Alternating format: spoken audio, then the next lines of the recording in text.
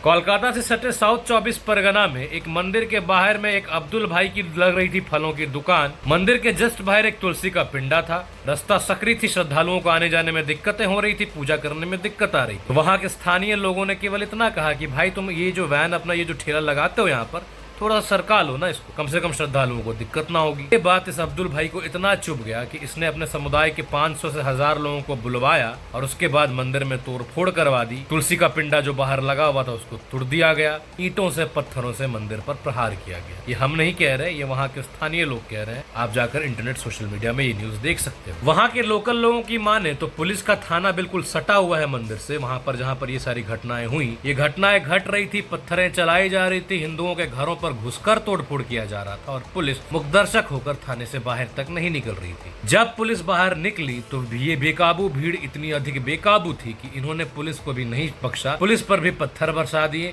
जो बंगाल की पुलिस सिलीगुड़ी में जय श्री राम के नारे लगाने पर राम भक्तों पर लाठियां चला सकती है, उनको ये धमकी दे सकती है कि तुम दिन को राम राम कर लो, रात को हम तुम्हारा राम नाम सत्य करवाते हैं, वो बंगाल की पुलिस इस बेकाबू भीड़ से मार खाने को, पिटने को मजबूर हो जाती है केवल और केवल इसलिए क्योंकि यहाँ पर जो सरकार है वो तुष्टिकरण वाली सरकार है। ममता बनर्जी ने खुलकर कह दिया हुआ है कि मैं तुष्टिकरण तो करूंगी, उनका जो गाय दूध देती है उस गाय का लात खाने में कोई मुझे गुरेज नहीं है। ये ममता बनर्जी के वर्ड्स है। और तो और ये जो एरिया है जहाँ पर ये दंगा भड़का, ये एरिया अभिषेक बनर्जी का एरिया है, उनका संसदीय क्षेत्र है।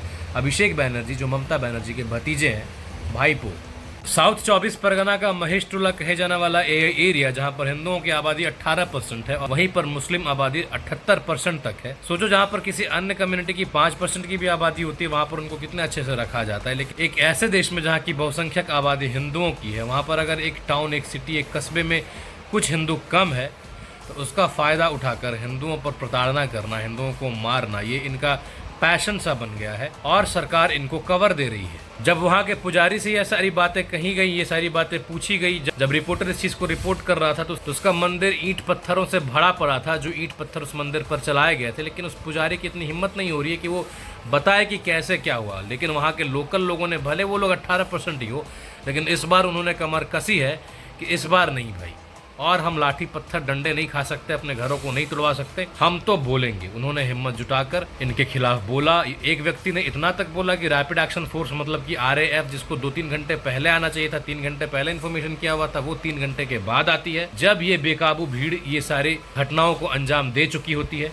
बंगाल भाजपा के नेता शुभेंदु अधिकारी ने यह आरोप लगाया है कि 1500 से 2000 की भीड़ जाती है और कुछ चुनिंदा हिंदू जो रहते हैं उनके घरों पर घुसकर तोड़फोड़ किया जाता है, मंदिर पर दमादम पत्थर बरसाए जाते हैं और वो जो तुलसी का चौरा था, जिसको तुलसी पिंडा भी कहते हैं हम अपने भाषा में, उस पर पत्थरें मारकर उसको तोड़ दिया जाता है। बहुत से मेरे सेक्युलर बंधु जो मेरे इस वीडियो को देख रहे होंगे वो लोग पूछते हैं कि भाई क्यों नाम पूछना, क्यों फल दुकानों पर नाम का टैग लगाना, मिठाई दुकानों पर नाम का टैग क्यों लगा। ये आप इसलिए पूछ पाते हो क्योंकि जहाँ पर आप पूछ रहे हो वहाँ पर आपकी आबादी 80% है और जो एक स्पेसिफिक कम्युनिटी है जो मिठाई का दुकान या फल का दुकान लगाती है उनकी आबादी 12 या 15% है, 20%। यू कैन आस्क आप, लेकिन भगवान न करे आप वैसे एरिया में चला जाओ जहाँ पर पॉपुलेशन की रिवर्स हो जाए, आप 15% 20% हो जाओ और आप अपनी जीविका चलाने के लिए आप अपने किसी ऐसे ही अब्दुल भाई को कह दो कि भाई हमको पूजा करने में दिक्कतें आ रही है, थोड़ा सा साइड कर लो प्लीज भाई।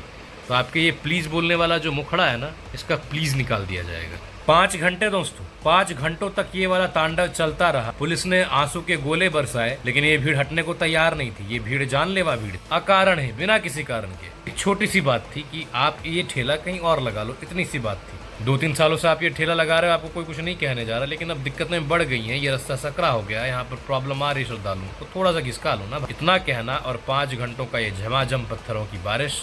अब भी अगर बंगालियों को एहसास नहीं हो रहा है कि बंगाल में क्या हो रहा है हिंदुओं के साथ, तो शायद आप अपने बारी की प्रतीक्षा कर रहे हो। अभी आप मस्त 1800 रुपए किलो इलिश माछ खाकर नींद लो बढ़िया से। जब ये चीज आपके साथ बीतेगी तब आपको समझ आएगा कि এটা কি ব্লান্ডার হয়ে গেছে। আপনারা জাগুন, চোখটা খুলুন আর দেখুন কি হচ্ছে।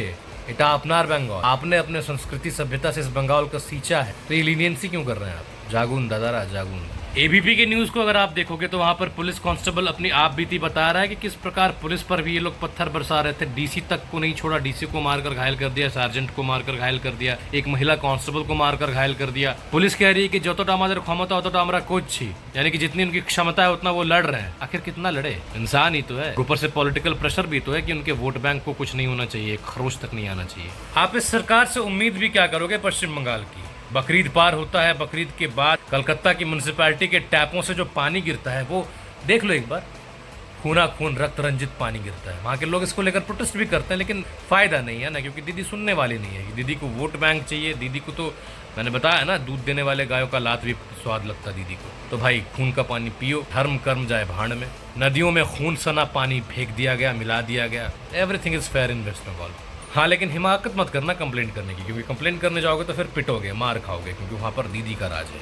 इलीगल इन्फिल्ट्रेशन तो ये महिला इस प्रकार से करवा रही है कि ये बात सुनकर आप चौंक जाओगे, जो मैं आपको बताने वाला हूँ। अगस्त 2024 में जो बांग्लादेश में प्रोटेस्ट चल रहे थे, वहाँ पर एक चेहरा है न्यूटन दास का, जिसको बार बार वहाँ के प्रोटेस्ट में देखा गया। और सरप्राइजिंगली वो पश्चिम बंगाल के साउथ 24 परगना के काक द्वीप का वोटर है।